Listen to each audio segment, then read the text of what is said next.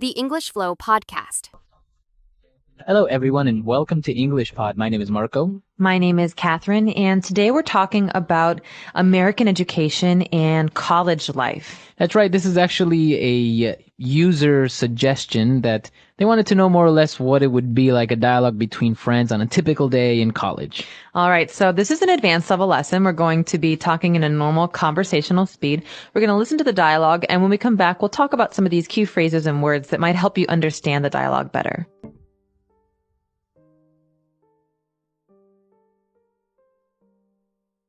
Hey, Jordan, is that you? Long time no see. Oh, hey, no kidding. I haven't seen you since orientation 3 months ago. So, how you been? Settling into college life okay? Yeah, I think so. I pledged Phi Iota Alpha, so I'm living at the frat house now. Oh, so you're a frat boy now, huh? Yeah, I know. It's totally cliche, but really, I think it's been a good decision.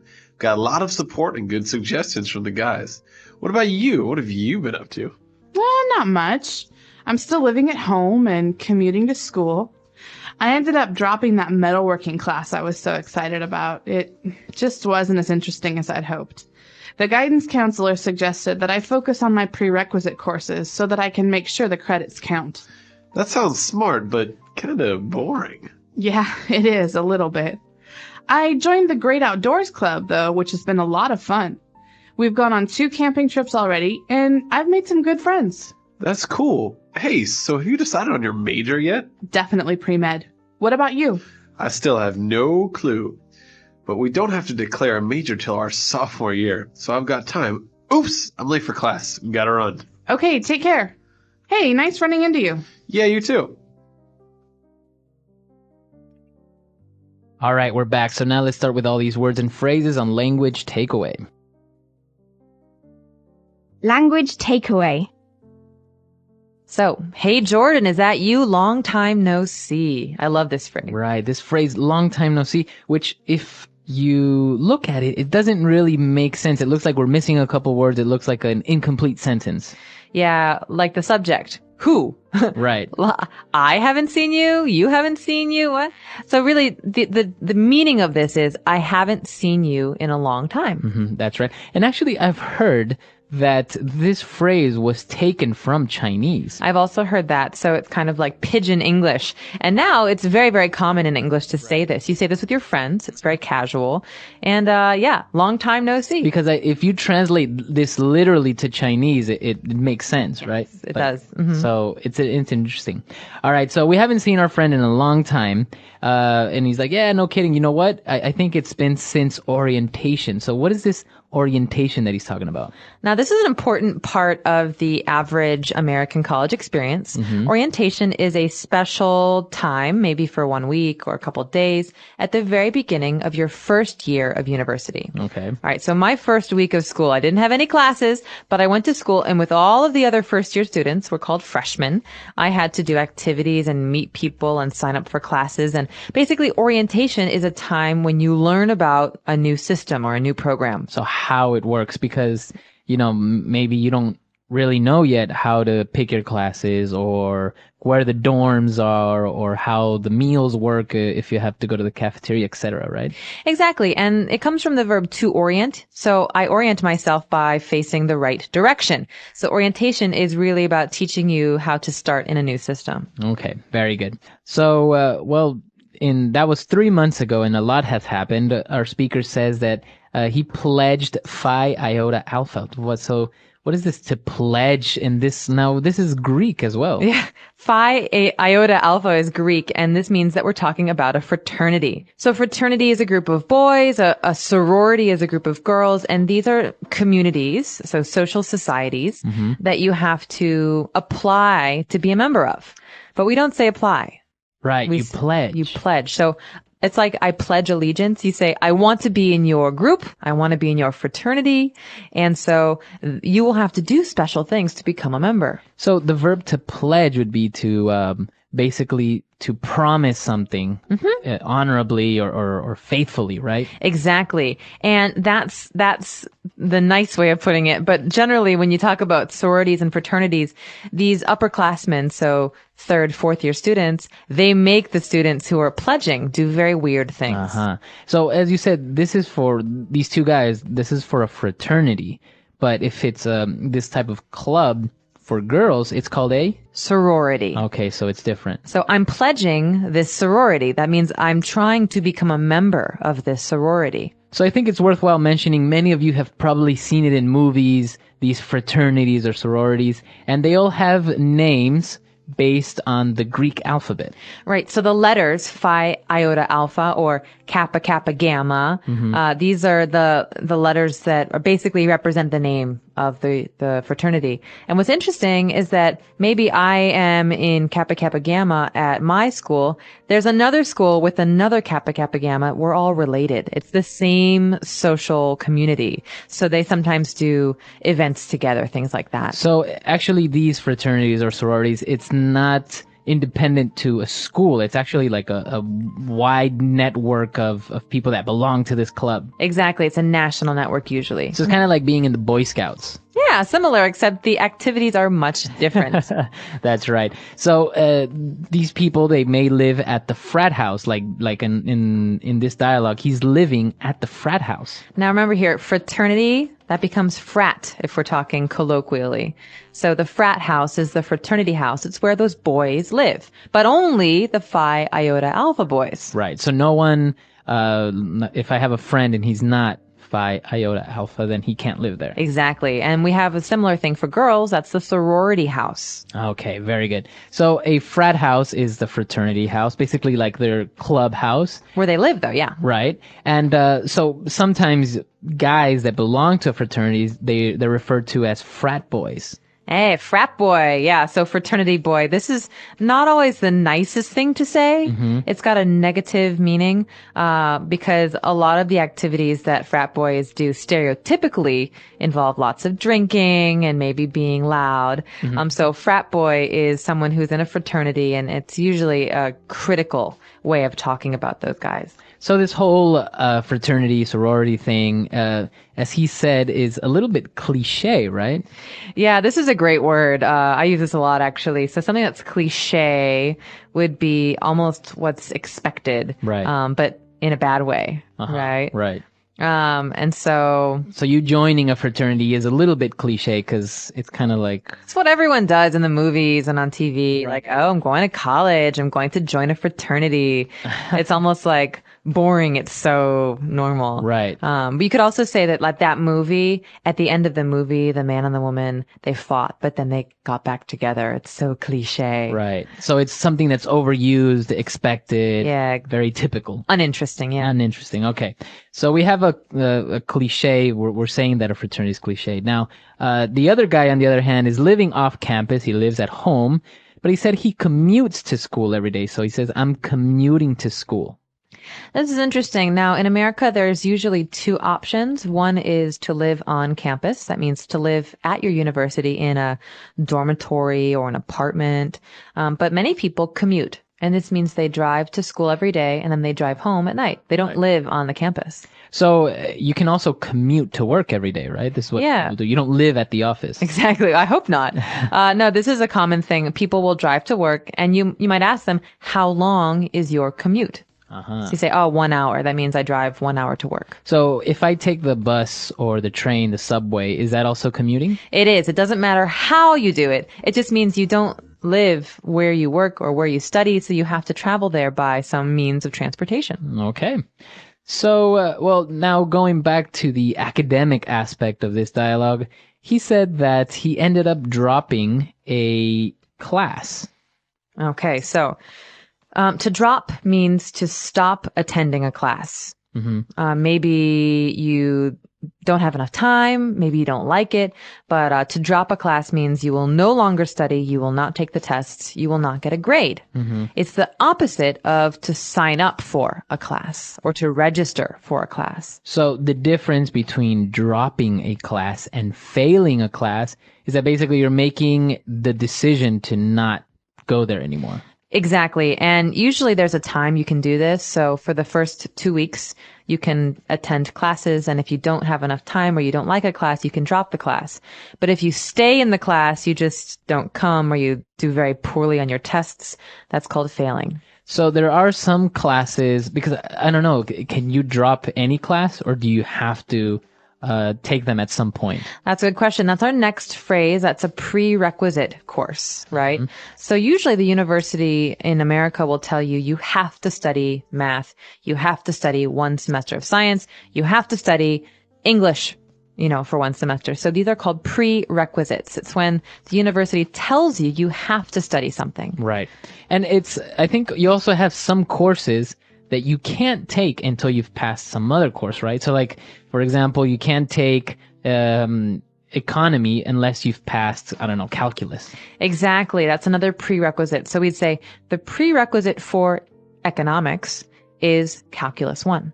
Or the prerequisite for Spanish 200 is Spanish 100. Right. It means you have to take something before you take something else. So there's 2 meanings of the word, but they're both related to requirements, what you have to do. Okay, you need a requirement. Now, moving on and talking about the major, he said if you decided on a major, and he said, pre-med. All right, so major, first of all, is what you choose to study, right? But focus of your study. Exactly, the focus. You might study other classes, but your focus, your main interest area is one thing. And in his case, he's talking about pre-med. Now, what does pre-med stand for? Because it is a short version of a longer word. Right. So it's pre-medicine. Yeah, okay. So medicine is something you study if you want to be a doctor. Right. So because in America, you don't become a doctor after 4 years. Right. You have to go get your BA, your bachelor's degree. And then you have to get your PhD, your doctorate.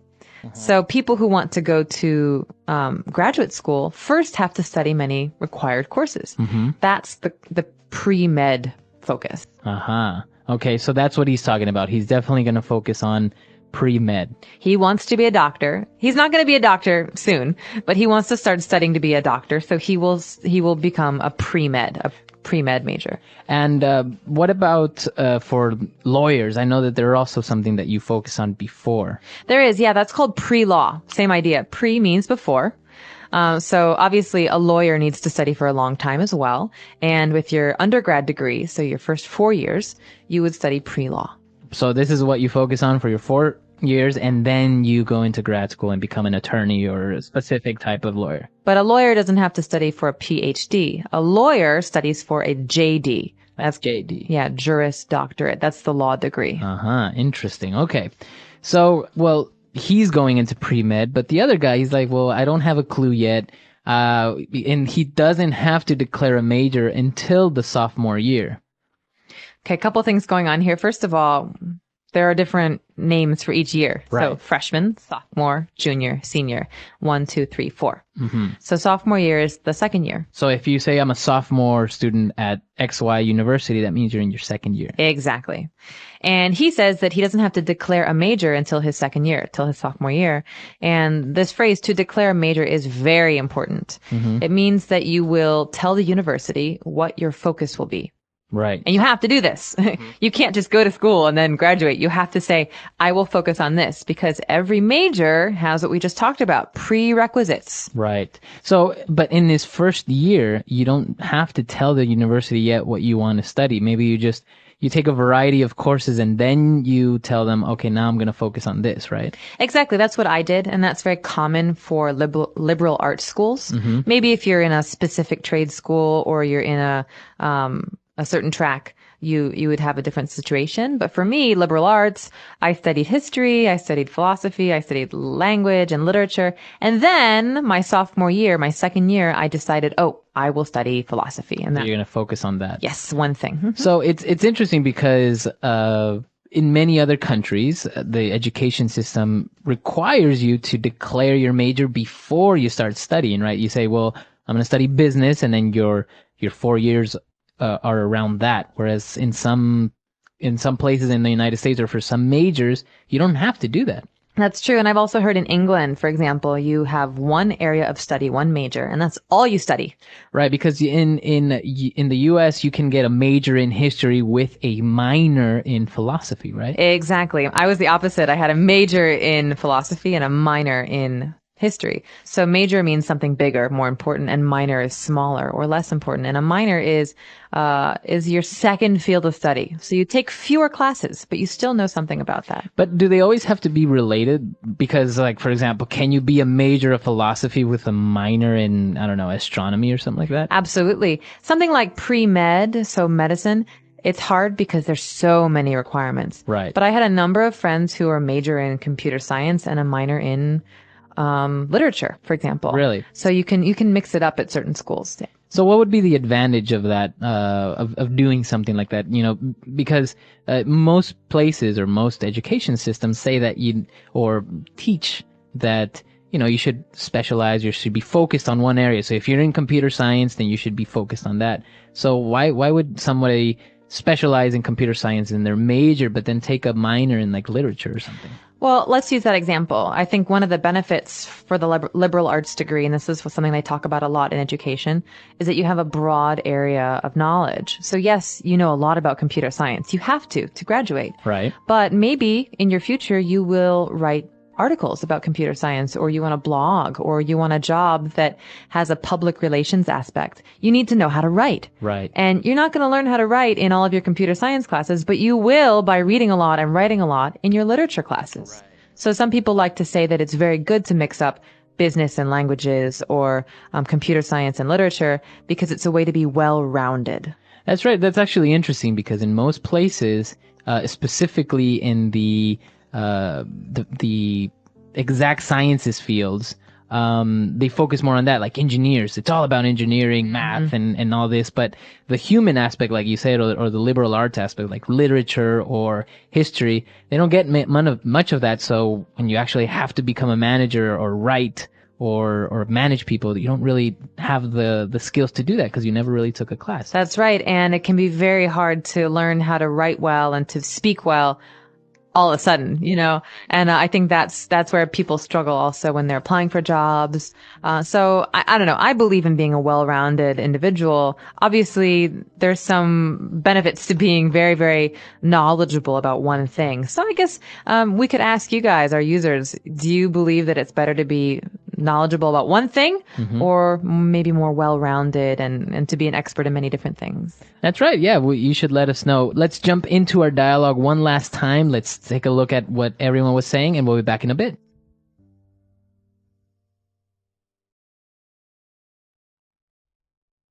Hey, Jordan, is that you? Long time no see. Oh, hey, no kidding. I haven't seen you since orientation 3 months ago. So, how you been? Settling into college life okay? Yeah, I think so. I pledged Phi Iota Alpha, so I'm living at the frat house now. Oh, so you're a frat boy now, huh? Yeah, I know. It's totally cliche, but really, I think it's been a good decision. Got a lot of support and good suggestions from the guys. What about you? What have you been up to? Not much. I'm still living at home and commuting to school.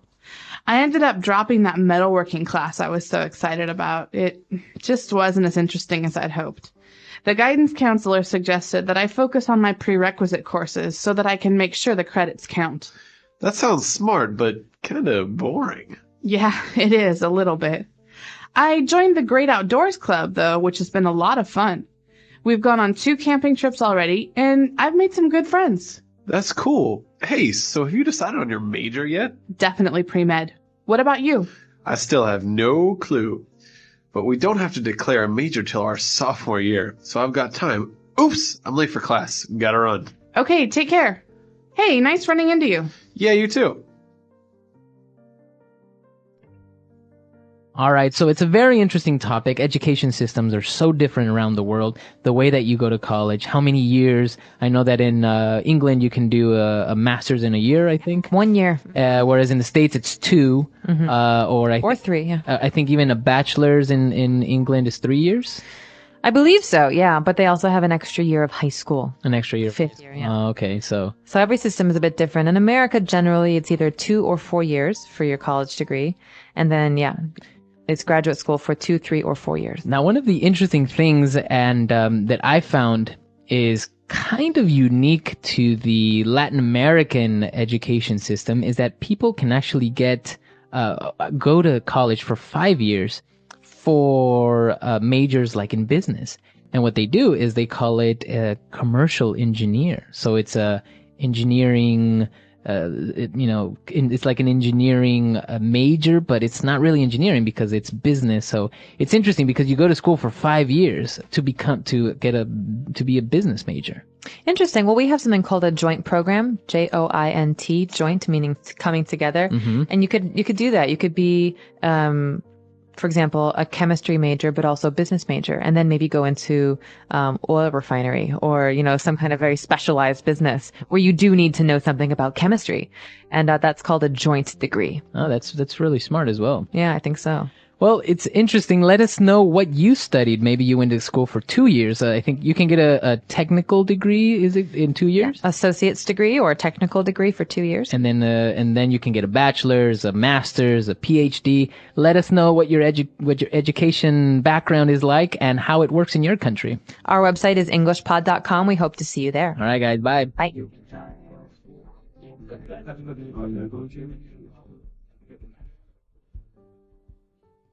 Second paragraph in the dialogue. Welcome, everyone, to this deep dive. Glad to be here. So today we're looking at the source material you've provided, and it's an interesting one. A bit unusual. Yeah, the title is Excerpts from Where Should We Eat Dialogue, and, well, that seems to be it. Just the title itself, no actual excerpts attached. Exactly. So it's kind of a puzzle for our deep dive today. It really is. What's fascinating, I think, is that our dive isn't into the content because, well, there isn't any provided. It's more into the idea of the source. Right. Like, what does this title even tell us? It's like a pointer, isn't it? It Yeah. suggests a very specific, very common kind of interaction. But the text itself, it's missing. Okay, so let's try and unpack this. Our goal is always to explore the source and pull out key insights for you. But here, the insight has to be about the title. And maybe about what it means to analyze something when you have so little information. Mm-hmm. What can we really analyze from just a title? Well, we can think about what Where Should We Eat dialogue inherently suggests, Definitely. It points straight to a situation most people know really well. Almost universal, I'd say. Yeah. Those few words, where should we eat dialogue? They immediately signal, okay, this is about making a choice together. Collective decision-making, yeah. It's negotiation, right? Right. Probably different preferences clashing. Oh, absolutely. Think about it from your own experience. You want Mexican, someone else wants Italian. Or maybe it's logistics, like where is it? Is there parking? Are we going to be late? Budget's another big one. Or even just mood. Do you want somewhere lively or quiet? Right. One person's starving, the other just wants a snack. It's all potentially in there. Exactly. So the title, even though it's minimal, it's actually a really powerful prompt. It really is. It hints at all that complexity hidden behind what seems like a super simple question. And if we had the excerpts, imagine what they might show. Maybe how people compromise or fail to compromise. Could be unspoken things too, like social dynamics. Who usually gets their way? Or maybe just that moment of complete exhaustion where someone goes, I don't care, you pick. We've all been there. Okay, here's something else. The title specifically says excerpts. Ah, that's a good point. Why excerpts? Why not the whole dialogue? What makes those specific bits important enough to pull out? Right. Were they the moments of biggest disagreement? Or maybe a surprising agreement? Or maybe something funny happened. A misunderstanding. The word excerpts sets up an expectation, doesn't it? But since we don't have them, we're left wondering about the reason for selecting them, the purpose behind it. Yeah, which really just highlights how crucial context is and having the full source when you can. Absolutely. Our analysis here is shaped by what's missing. We can talk about the potential, the implications of that title. Where should we eat dialogue? Yeah. But we can't get into the specifics, the actual nuances the full text would have shown. So, wrapping this up for you listening, what this deep dive shows is how we explored your source by looking closely at what its title suggests. What kind of information it might have contained. It really underscores how even a tiny bit of information like a title can spark a discussion about, everyday human stuff. And the challenges we face when we're analyzing sources and the data is just incomplete. Yeah, it reminds us that understanding the limits of a source, that's definitely part of the whole process. It certainly is. Makes you think about how much we infer from very little information every day and maybe how much detail we might be missing. So, as a final thought to leave you with from this deep dive, just consider how much is really packed into that simple question. Where should we eat? Think about the history between the people asking, their moods, their individual wants, the practical stuff, all feeding into that everyday back and forth. Even with just the title, you sense that depth. A reminder of all those hidden factors in our daily interactions. It's quite vast, actually. A fascinating exercise in reading between the lines, even when the lines aren't there. Well, thank you for joining us on this rather unique exploration of your source material today.